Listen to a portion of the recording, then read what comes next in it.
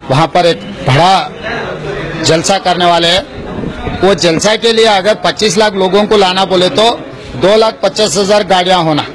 2,50,000 गाड़ियों को कम से कम 5,000 से एक गाड़ी को पकड़ लिया तो भी 150 करोड़ रुपए उसके लिए होता, और लोगों लाने के लिए 300-400 करोड़ रुपए होता।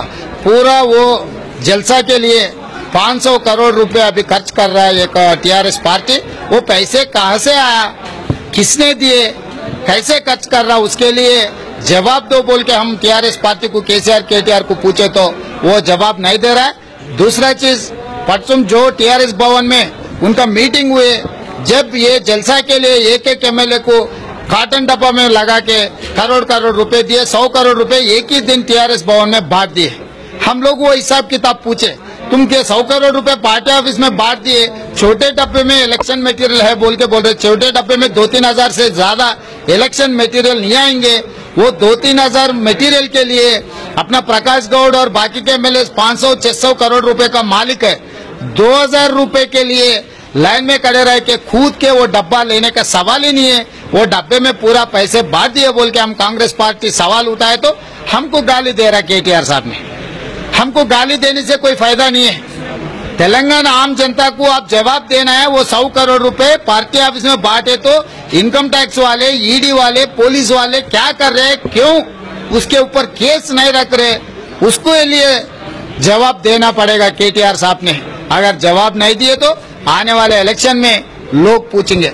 और दूसरा, इलेक्शन अप्रैल में रहा तो अभी नवंबर दिसंबर में इलेक्शन खत्म कर लेने का चक्कर में ये अपना केसीआर साहब कोशिश कर रहा। इसके इरादा एक ही है, अगर नवंबर दिसंबर में इलेक्शन असेंबली का आ गए तो एमआईएम से नवंबर दिसंबर में इलेक्शन के गठबंधन कर लेके, इलेक्शन कर लेके एक बार जीत के गद्दे पे बैठने के बाद फिर मोदी को जोड़ने के लिए कोशिश कर रहा। अप्रैल में अगर पार्लियामेंट इलेक्शन आके नवंबर दिसंबर में असेंबली इलेक्शन आए तो पहला एमआईएम से गठबंधन कर लेके ये इलेक्शन खत्म कर लेके दूसरा इलेक्शन में मोदी से गठबंधन करने के लिए केसीआर ने तड़प रहा है। इसीलिए हम लोग एमआईएम भाइयों को हम बोल रहे, भाई ये आपके साथ में रहने वाले नहीं है, आपको डुबाने वाले, आपके भरोसे को तोड़ने वाले, ये चोर से भी बड़ा चोर है।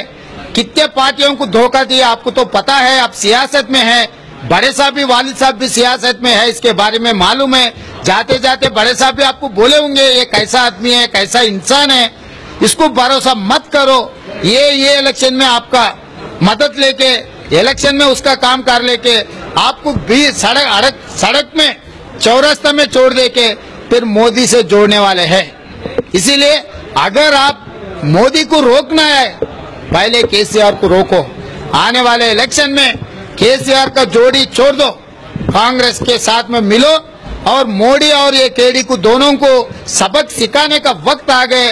एमआईएम बराबर मैं समझता हूँ केसीआर को, टीआरएस पार्टी को सबक सिखाने में लगे रहेंगे बोल के मैं समझता हूँ।